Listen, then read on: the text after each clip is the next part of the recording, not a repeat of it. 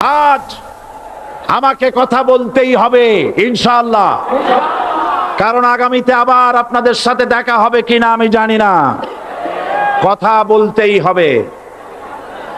বসেন, কেউ দাঁড়িয়ে থাকবেন না। আমি দেখতে পাচ্ছি বাংলাদেশের ভাগ্য আকাশে উত্তর গগনে কালো মেঘ জমা হয়েছে, ঝড়ের পূর্বাভাস লক্ষ্য করছি। যদি মোকাবেলা করতে না পারেন সক্ষম ভাবে, এমন অন্ধকার গাঢ় কালো অমাবস্যার রাত আসতে পারে যার সুবে সাদেক হওয়া অসম্ভব।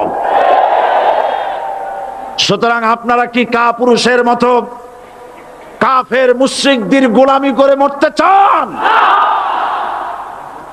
বিড়ালের মতো 500 বছর বেঁচে থাকার কোনো লাভ নাই। সিংহের মতো 1 ঘন্টা বাঁচতে চাই। আমাকে বলছে রাজাকার।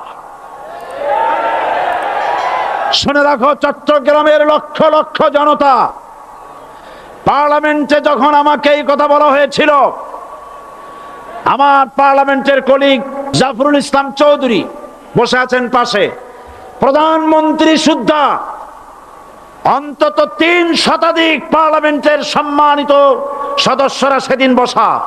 1997 সনের বাজেট বক্তৃতা যখন আমি করতেছিলাম, ডক্টর কুদরতে খোদা, নাম রাখছে কুদরতে খোদা, আসলে গজবে খোদা।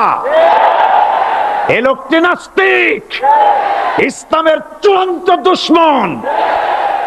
তার প্রণীত শিক্ষা ব্যবস্থার যখন সমালোচনা করছিলাম, ট্রেজারি বেঞ্চ থেকে আমাকে বলা হলো রাজাকার। আমি আমার সমস্ত শক্তি একত্রিত করে বলেছিলাম, শুধুমাত্র হিন্দুস্তানের রাজাকারেরাই আমাকে রাজাকার বলতে পারে। আমি বলেছিলাম 1973 সন পর্যন্ত আমি বাংলাদেশের কোন রাজনৈতিক দলের নেতা এবং কর্মী ছিলাম না। আমি রাজাকার নই। আমাকে রাজাকার বলে যদি তাকেও প্রমাণ করতে না পারে, 10 কোটি টাকার মানহানি মামলা দায়ের করব। আমার এই বক্তব্য সারা দুনিয়া শুনেছে। পার্লামেন্টে আমার এই বক্তব্য রেকর্ড হয়ে আছে। সেদিন 3 শতাধিক পার্লামেন্ট মেম্বারের কেউ আমার চ্যালেঞ্জ গ্রহণ করেন নাই। যে কোনো ব্যক্তি পার্লামেন্টে গিয়ে আমার বক্তৃতা দেখে আসতে পারেন।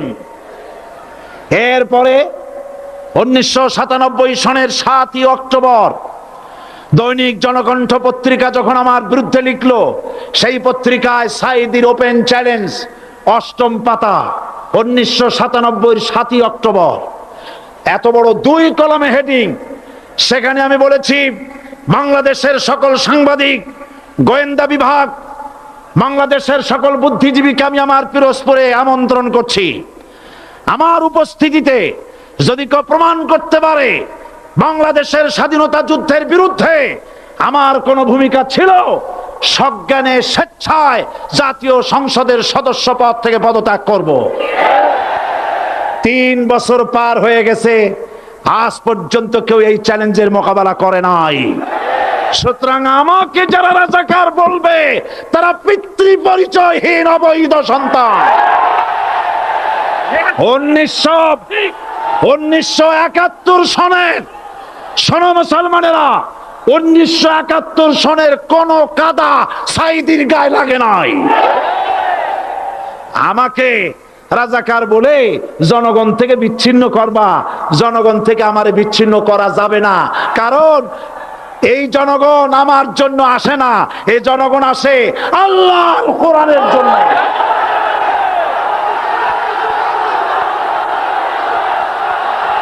আর যারা ইসলামের কথা বলে, যারা ইসলামের কথা বলে, তারাই রাজাকার, তারাই মৌলবাদী।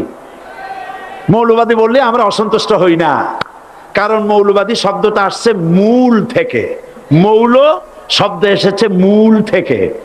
মূলবাদী তার মানে যারা মূলে আছে। মূল হলো কোরআন, মূল হলো হাদিস, মূল হলেন আল্লাহ, মূল হলেন আল্লাহ রসুল। আমরা আছি মূলে। এখন বলেন তো, মূলের শক্তি বেশি না আগার শক্তি বেশি? আমাদের যারা মৌলবাদী বলে ওরা হলো আগাবাদী। মূলে আছে কত কোটি?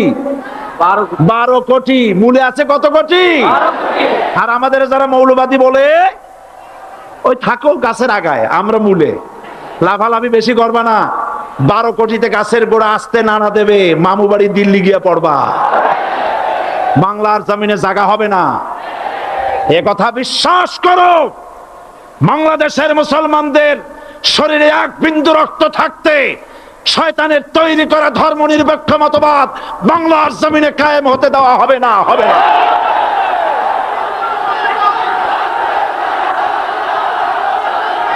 সুতরাং ভয় যতই পান আর যতই ষড়যন্ত্র করেন, 4 দল যখন একত্রিত হয়েছে, ঐক্যবদ্ধ থাকবে, সরকার ঐক্যবদ্ধভাবে গঠন হবে, নির্বাচন ঐক্যবদ্ধভাবে হবে এবং কোরআন হবে, আল কোরআনের পার্লামেন্ট হবে বাংলাদেশে।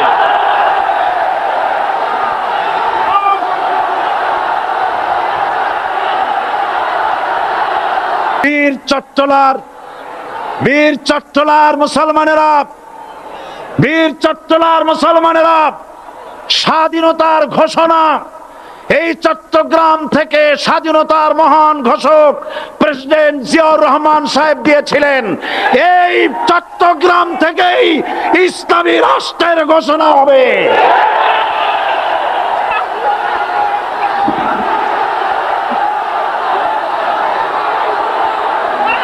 আমি আশাবাদী আপনারা অবশ্যই তা পারবেন। আমি 100% বিশ্বাস করি ইনশাআল্লাহ।